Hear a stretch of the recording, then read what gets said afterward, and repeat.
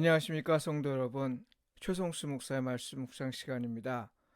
말씀 묵상은 그리스도인의 온전한 예배를 위해 서로 세우는 교회에서 제공합니다. 오늘도 주 안에 거하시면서 성령님의 인도함을 받으며 사시는 하루를 보내시길 바라고요.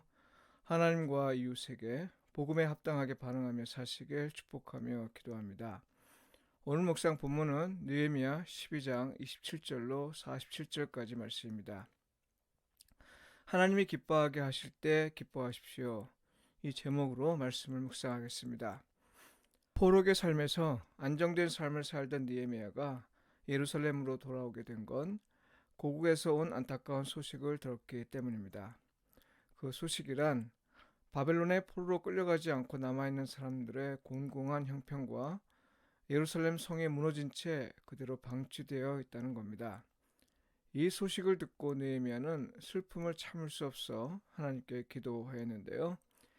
느헤미야의 슬픔과 그 이유를 알게 된 왕의 허락을 받아 고국으로 돌아오게 된 겁니다. 예루살렘에 돌아온 느헤미야는 황폐한 땅에서 3일을 보내면서 하나님이 예루살렘을 위해 하실 일을 깨닫고 마음에 듭니다. 예루살렘 성의 상태를 돌아본 후에 제사장과 귀족들 그리고 지도자들에게 예루살렘 성 재건에 관한 제안을 하는데요. 이들의 흔쾌한 동의를 얻습니다. 오늘 본문은 여러 우여곡절 끝에 마침내 예루살렘 성 성벽이 완공한 후에 가진 봉헌식을 치르는 내용입니다. 봉헌식과 그 준비 과정을 살펴보면요. 준비 과정에서는 첫째, 감사와 노래로 찬양할 사람을 위해 레위 사람들을 찾았습니다. 왜냐하면 그들은 모세 때부터 하나님의 일을 하도록 정해진 지파였기 때문이죠. 둘째, 봉헌식은 하나님에게 바치는 의식이기에 정결 의식을 행했습니다. 먼저는 봉헌식을 집례하는 제사장들과 레위 사람들이 하고 그 후에 백성과 성문과 성벽을 정결하게 했습니다. 그리고 봉헌식은 하나의 퍼포먼스를 동반한 의식이었습니다.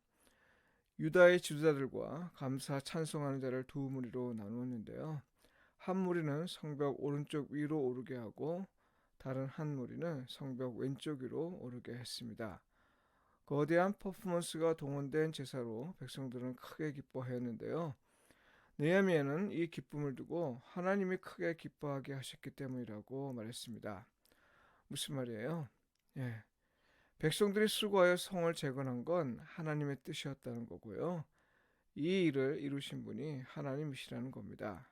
다시 말해서 백성들이 기뻐할 일을 하나님이 행하셨다는 거죠. 여러분, 비록 느헤미야를 통해 예루살렘 성벽이 재건하였지만 나라의 주권은 아직 회복하지 않은 상태입니다. 아직도 나라 안팎으로 해야 할 일이 많이 남았고 그 일이 언제 마쳐질지 감을 잡을 수 없는 상태입니다. 예루살렘 성벽과 성문의 재건은 주권이 없는 상태에서 이루어진 일이니 이것을 생각한다면 사실 그다지 크게 기뻐할 이유는 아닙니다. 그러나 이건 하나님이 자기 백성을 지켜주실 것에 대한 사인이었습니다. 느헤미야는 기도하는 중에 이것을 깨달았고요. 그래서 온갖 방해와 조롱에도 불구하고 이 일을 위해 애를 썼던 겁니다.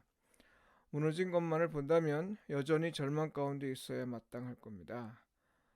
그러나 하나님이 도우신다는 사인을 보는 사람은 희망할 수 있습니다. 예루살렘 성벽을 재건한 건요. 하나님이 그들을 지키시고 앞으로 또 당시에 놀라운 일을 행하실 일을 보이시는 일입니다.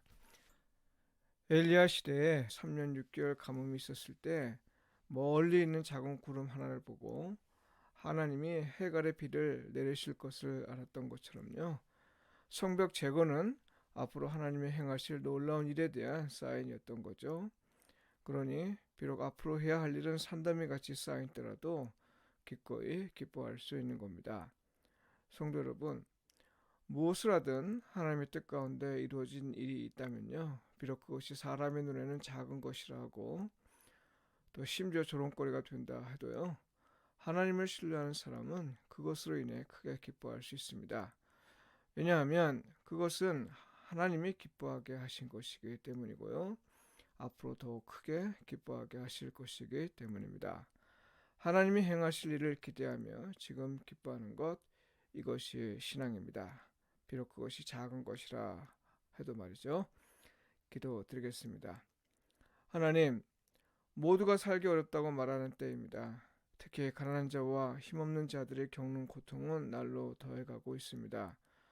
언제 이 고통이 끝날지 손꼽아 헤아리는 사람이 많습니다. 우리 역시 예외는 아닙니다. 주여, 긍휼히 여기시고 자비를 베풀어 주소서. 하나님의 백성들을 깨우시어 주의 일을 듣게 하시고 우리의 눈을 열어 하나님의 행하시는 일을 보게 하소서.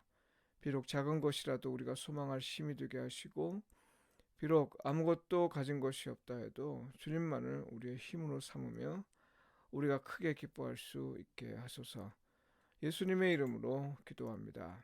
아멘.